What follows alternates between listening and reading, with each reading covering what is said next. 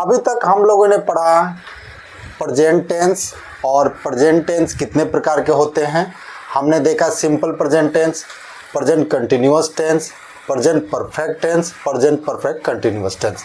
इस तरह हमारा वो प्रेजेंट टेंस समाप्त हो गया। आज से हम लोग पढ़ेंगे पास्ट टेंस के बारे में। पास्ट टेंस में सबसे जो पहला जो टेंस होता है वो होता है सिंपल पास्ट टेंस। तो सिंपल पास्ट टेंस हमको क्या बताता है, हमको डेफिनेशन यहीं से ले लेते हैं। ये सिंपल पास्ट है, यानी कि बीते हुए समय में कोई कार्य जब समाप्त हो गया है, इससे हमको क्या पता लगता है कि किसी समय में, बीते हुए समय में कोई कार्य समाप्त हो गया है। और इसको हम थोड़ा सा एग्जाम्पल से देखते हैं। जैसे मान लीजिए कि मैं एक एग्जाम्पल यहाँ पे लेता हूँ, राम खाना खाया।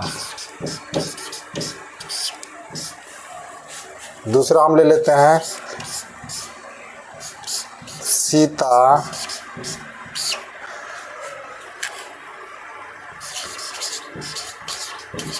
मुंबई गई।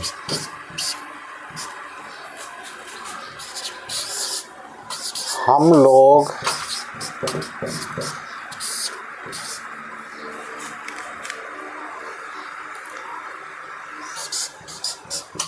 साइकिल चलाया।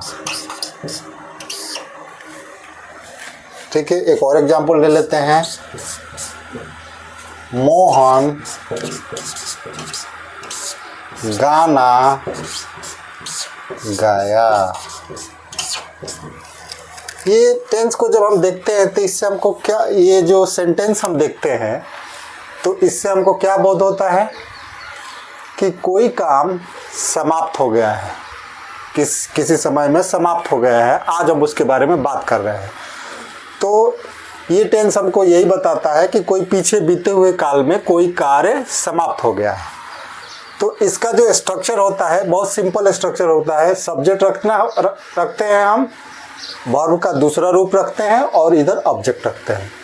ठीक है, इसकी खूबसूरती और सिंप्लिसिटी ये है कि चाहे ये फर्स्ट पर्सन हो, सेकेंड पर्सन हो या थर्ड पर्सन, सब में एक ही जैसा होता है। इसका वर्ब जो है कभी भी एक ही जैसा होता है। जैसे हम बताते हैं, जैसे मान लीजिए फर्स्ट पर्सन आई हो गया, सेकेंड पर्सन यू हो गया और थर्ड पर्सन सी हो गया। तो यहाँ आई के बाद अगर हम खाने के लिए बोलते हैं आई एट, ठीक है, you slept,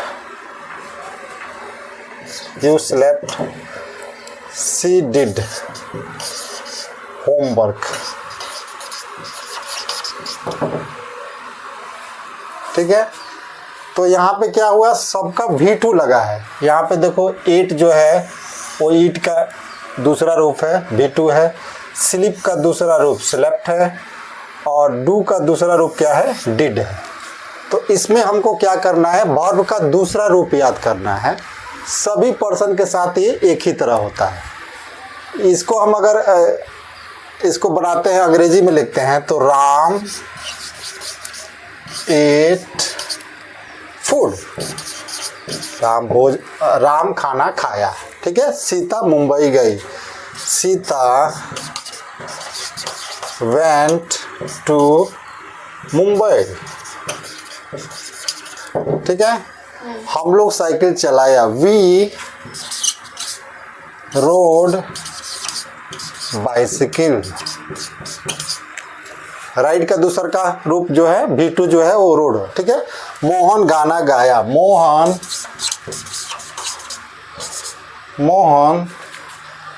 sang a song. सिंग का दूसरा जो रूप होता है वो sang होता है। ठीक है, मोहन sang ए सॉन्ग। तो ऐसे ये बनता है। ये क्या हुआ, subject Ram, V2 8, object food. ये इसका अफर्मेटिव सेंटेंस है। ठीक है, जब हम इसको नेगेटिव बनाएंगे तो देखते हैं कि हम इसको नेगेटिव कैसे बनाते हैं। जैसे इसी सेंटेंस को हम लेते हैं, Ram ate food, Ram did not eat food। यहां पे क्या हुआ कि राम डिड नॉट, क्योंकि इसको नेगेटिव जब बनाया जाता है तो डिड का प्रयोग किया जाता है। जैसे वहाँ सिंपल प्रेजेंट टेंस में डज का डू का प्रयोग करते थे ना हम लोग, तो यहाँ पे डिड का प्रयोग होता है। Ram did not eat food.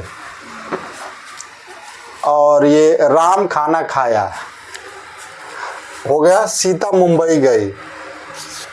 Sita did not go to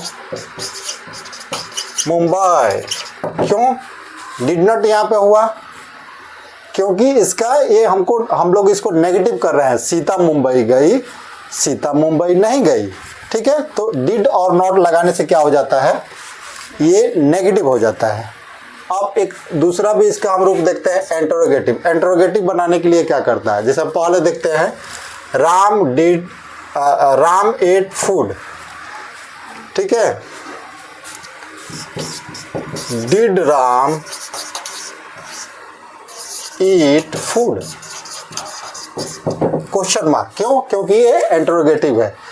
तो यहाँ पे डिड को सामने रखने से, उसके बाद सब्जेक्ट को रखने से, वर्ब को रखने से, ऑब्जेक्ट को रखने से ये क्या हो जाता है, इंटरोगेटिव हो जाता है। कितना सिंपल है। तो सिंपल पास्ट टेंस सिंपल ही है। हम लोग को क्या करना है, अब आपको इसका ढांचा मालूम हो गया, स्ट्रक्चर मालूम हो गया कि ये कैसे बनता है। हमने कुछ एग्जाम्पल से आपको समझाया। अब आपको करना क्या है कि इस टेंस को यूज करने के लिए आपको वर्ब का दूसरा रूप याद करना पड़ेगा।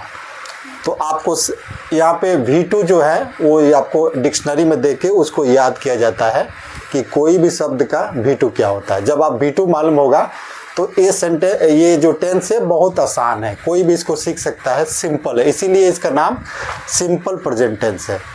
तो बच्चों, हम उम्मीद करते हैं कि ये छोटा सा मेरा प्रेजेंटेशन जो कि सिंपल पास्ट टेंस पे था आपको बहुत अच्छा लगा होगा।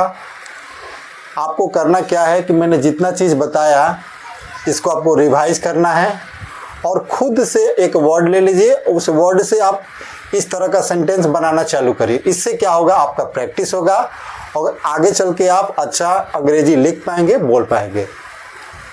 थैंक यू बच्चों।